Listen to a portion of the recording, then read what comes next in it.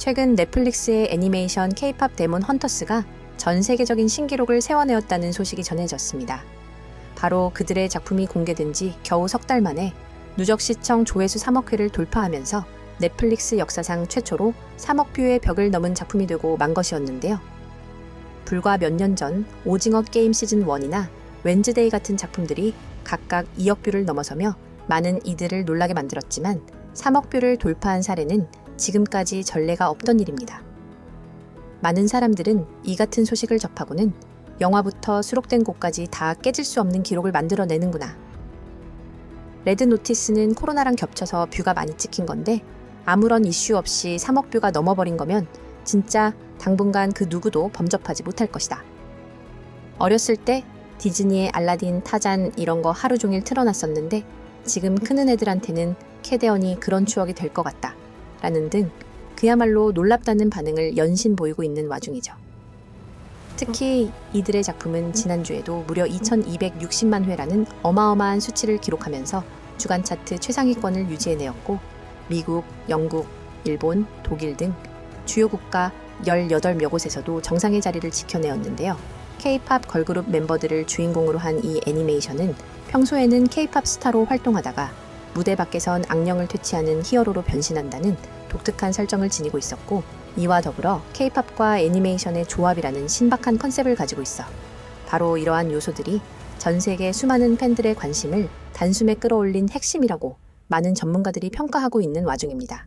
특히 얼마 전 캐데언의 메인 OST 골드는 빌보드 핫백 차트에서 5주 연속 1위를 달성했고 영국 오피셜 차트에서도 6주간 정상의 자리에 위치하며 아직까지도 그 위엄을 뽐내고 있는 중이죠. 또한 스포티파이 글로벌 차트에서조차 단 하루 만에 300만 건이라는 전무후무한 스트리밍 기록을 세우기도 했습니다. 음악과 애니메이션의 신박한 결합이 그야말로 전 세계를 강타한 것이었습니다. 그리고 지금 이 흥행은 한국에도 밀접한 영향을 끼치고 있습니다. 바로 K-팝 데몬 헌터스를 시청하고 한국을 찾는 외국인 여행객 수가 폭발적으로 늘어나고 만 것이었는데요. 캐데언이 공개된 직후 올해 6월부터 8월 말까지 스페인에서는 한국행 항공편 예약률이 전년 대비 무려 146% 증가라는 가파른 성장세를 보여주고야 말았습니다. 이는 다른 유럽 국가들도 크게 다르지 않은 사정이었는데요. 독일은 122%, 이탈리아 107%, 러시아부터 스위스까지 엄청난 증가율을 보이며 현재 유럽 전역에서는 한국에 폭발적인 관심을 보이고 있는 중이었죠. 수많은 외국인 인파가 한국을 방문한다는 소식에 사람들은 스페인 사람들 티웨이 타고 오나 저가 직항이 있어서 오기 편할 듯하다. 캐데언 터지기 직전에 국립중앙박물관 다녀온 게 천만다행이다. 좋은 콘텐츠 하나로 엄청난 파급 효과를 몰고 온다. 심지어 외국 자본으로 만든 이익이라니. 라는 등 많은 관심을 보이고 있는데요. 최근에는 한 외국인이 한국의 공항에서 찍은 영상을 소셜미디어에 업로드하여 큰 화제가 되었습니다. 한국에 입국하기 위해 대기하는 행렬이 끝도 없이 이어지며 인천공항을 가득 메우고 만 것이었는데요. 이 같은 광경을 목격한 사람들은 전 지난주에 서울에 3번째 방문했는데 이렇게 긴 줄은 처음 겪어보지만 그래도 줄이 빠른 속도로 줄어듭니다. 저도 이렇게 긴 줄을 처음 겪어보았는데 고작 30분밖에 걸리지 않았습니다. 다른 나라의 출입국 심사보다는 훨씬 나은 것 같아요. 도착 시간에 따라 인파가 달라지지만 전 사람이 너무 많아서 다른 창구로 안내받았습니다. 좀 걸어가야 했지만 그래도 효율적으로 업무를 처리해 주었어요. 라는 등 공항에 인파가 상당히 많았지만 한국의 효율적인 출입국 시스템으로 인해 비교적 빠르게 업무 처리가 되어 큰 불편함을 느끼지 않았다는 것이 이들의 공통된 의견이었습니다.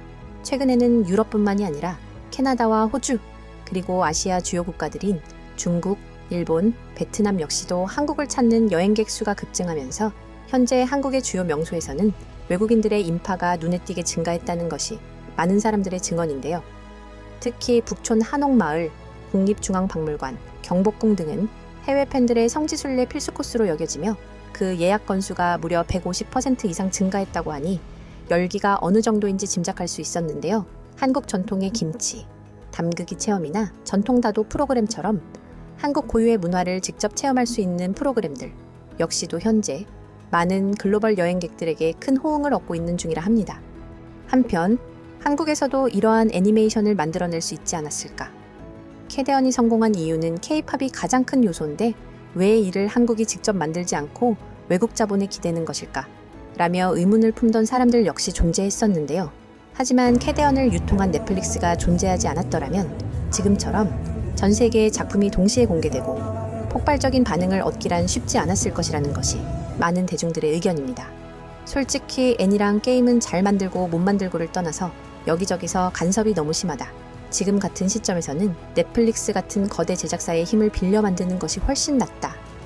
만드는 것 자체도 힘들겠지만 넷플릭스 같은 전 세계적인 플랫폼이 존재하지 않아 흥행시키기 힘들다. 똑같은 애니가 다른 OTT 사이트에서 나왔으면 흥행이 힘들었을 것이다. 플랫폼 접근성은 어쩔 수 없다. 라는 등 이 같은 애니는 넷플릭스가 직접 유통했기에 성공을 거둘 수 있었다는 것이 그들의 의견이었죠.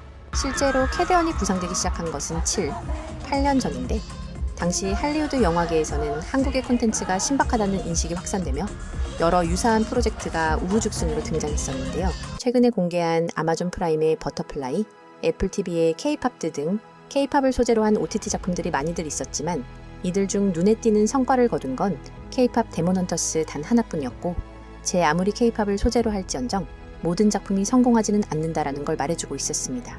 한편 캐대언을 소재로 한 숏폼 영상과 패러디 굿즈 제작이 폭발적으로 증가하면서 영상 자막이나 디자인에 쓰이는 글자, 폰트의 수요가 폭발적으로 늘어나고야 말았는데 이 때문에 한국의 예상치 못한 업계에서도 낙수 효과를 맞았다는 소식이 새롭게 전해졌습니다. 한국의 콘텐츠 크리에이터 회사 산돌에 따르면 이들은 캐대언이 공개된 직후 자신들이 제작한 폰트의 판매량이 전년 대비 큰 폭으로 증가했다고 밝혔는데요. 사람들이 직접 찍은 캐대언 챌린지 영상에 감각적인 자막을 넣는 문화가 확산되면서 개성 있는 글꼴이 필요했었는데 이 때문에 이들의 폰트가 필수 아이템으로 자리 잡은 셈이었습니다. 캐대언의 흥행이 팬들의 2차 창작 열풍을 불러왔고 이것이 폰트 소비까지 확대되는 새로운 경제순환을 불러일으킨 것이었는데요. 이처럼 K-팝 데몬 헌터스는 단순히 애니메이션을 넘어 음악시장과 폰트 산업, 나아가 관광산업까지 흔드는 거대한 문화 현상으로 자리 잡으면서 한국에 정말 지대한 영향을 끼치고 있다 해도 과언이 아닌 상황입니다. 또한 이들이 다음에는 어떠한 영향력을 행사할지 전 세계가 주목하고 있는 와중이죠. 여러분들 오늘 준비한 소식은 여기까지입니다. 오늘도 끝까지 시청해주셔서 진심으로 감사드리며 가시기 전 구독과 좋아요 눌러주시면 영상 제작에 정말 큰 힘이 될 것 같습니다. 이상 영스 이슈였습니다. 오늘도 모두 좋은 하루 되시길 바랍니다.